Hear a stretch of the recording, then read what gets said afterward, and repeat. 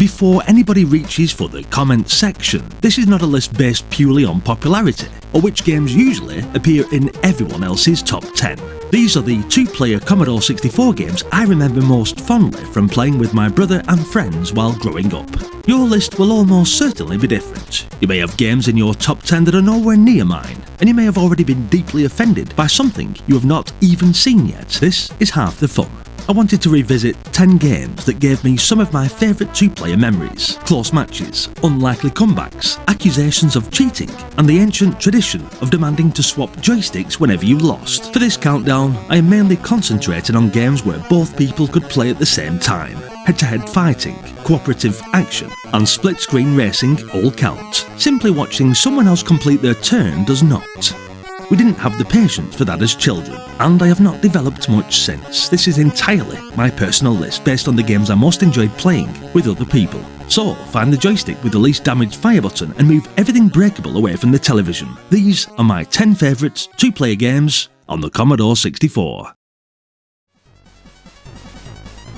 Starting at number 10 is Ivan Iron Man Stewart's Super Off-Road, a title which takes almost as long to say as one of its races takes to finish. 4 trucks charge around a compact dirt circuit, bouncing off barriers, collecting money, and grabbing nitros whenever they appear. The nitro button is where sensible driving usually ends. You can save it for the perfect moment, blast out of a corner and steal the lead on the final lap, or you can press it immediately, driving into the nearest wall and spend the rest of the race claiming that that was all part of the plan. Prize money can be used to improve your truck between events, giving you better tyres, acceleration and top speed. That also means one player can gradually build an advantage while the other desperately tries to claw it back. The races are fast, physical and ideal for quick rematches. It was supposed to be best of 3. It was never best of 3. Archon bends my simultaneous rule slightly because movement around the board is turn-based, but once 2 opposing pieces meet, the board disappears and both players have to settle the matter themselves. It resembles chess until the pieces start throwing fireballs at each other. Every creature has its own speed, movement and attack, so controlling a powerful piece doesn't guarantee a victory.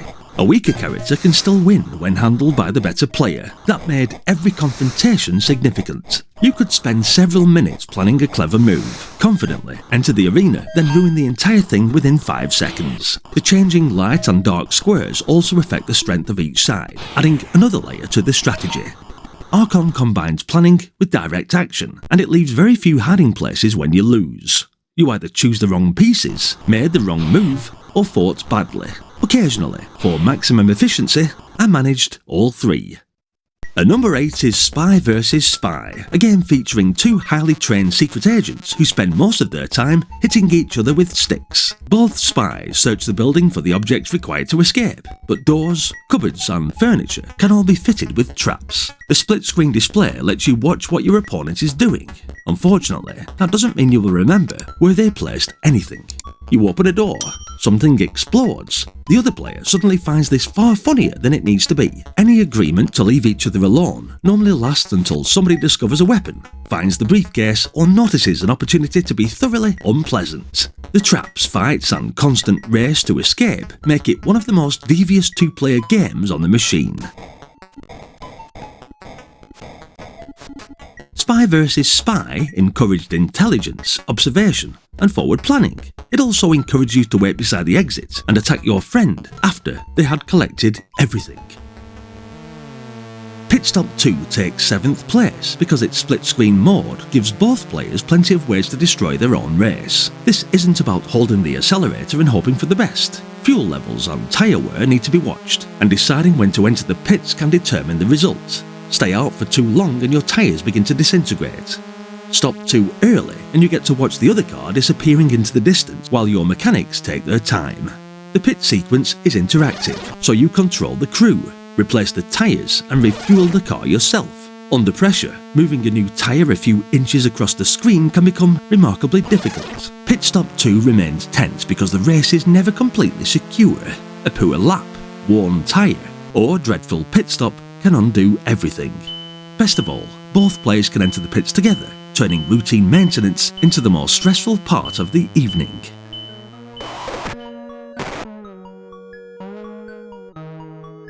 The way of the exploding fist was an early example of the Commodore 64 producing something that looked and sounded genuinely impressive.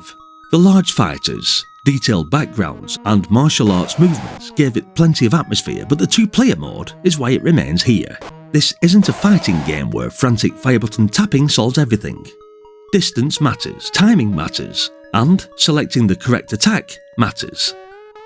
Both players move cautiously, waiting for someone to commit themselves and leave an opening. Eventually, one player makes a move, the other lands a perfect kick.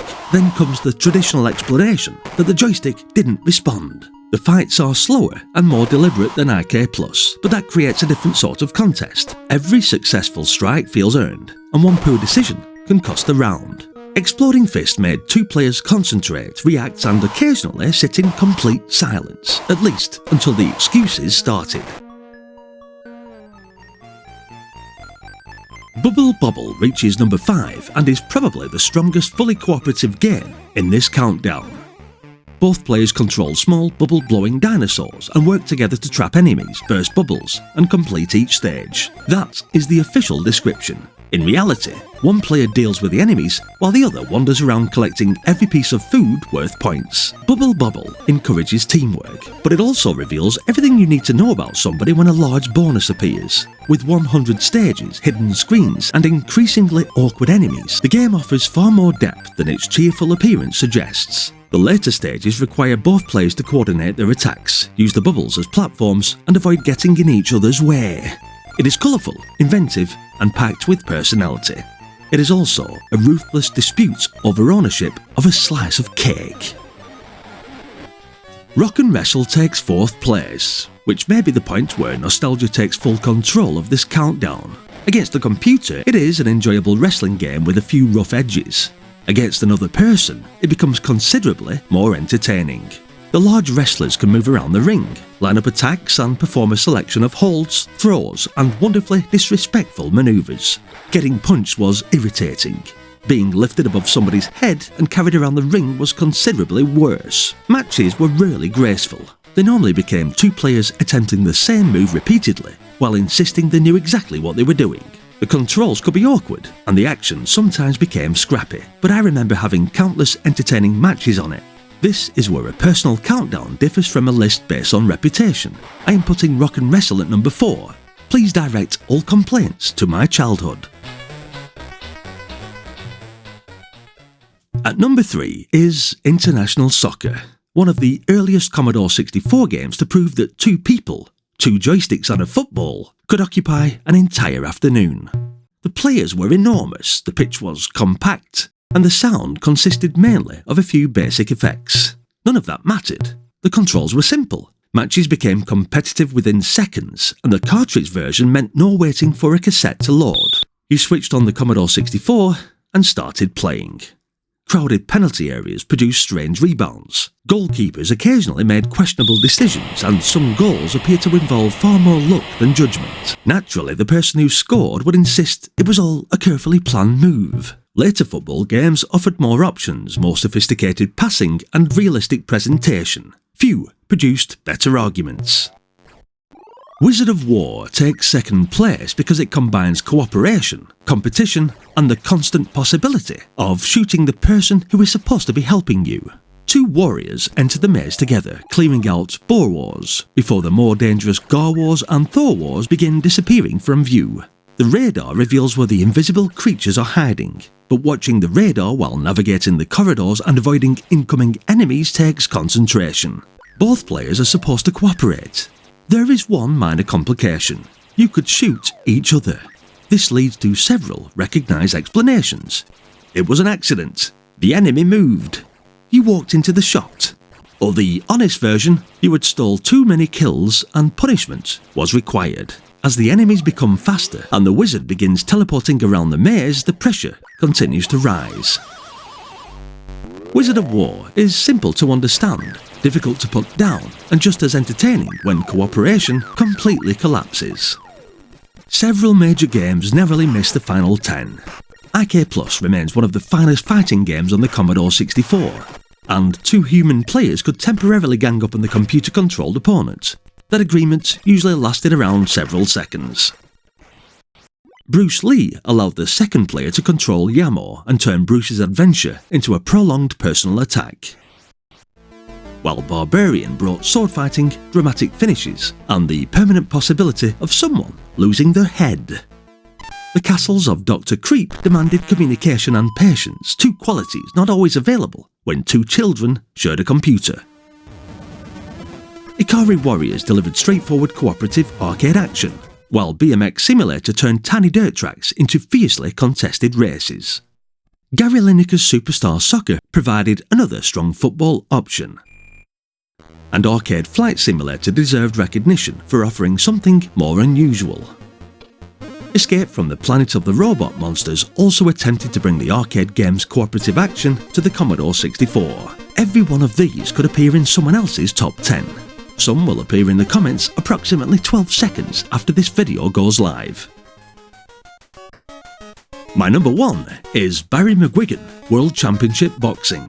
No other two-player game on the machine gave me quite the same sort of contest. This isn't simply a case of standing beside someone and hammering the fire button. You had to judge the distance, choose high or low punches, defend yourself, and manage your stamina. Throw everything during the opening round and you may enjoy a brief period of success. Then your boxer becomes exhausted, your punches slow down, and the other player begins taking you apart. Each fight develops its own rhythm. You can pressure your opponent, wait for an opening, or conserve energy before attacking later in the bout. A knockdown feels significant, especially when both players know the fight has been close. There is also no computer opponent to blame, no unfair difficulty spike, no suspicious artificial intelligence. The other person has simply beaten you, which is far more difficult to accept. That normally means an immediate rematch.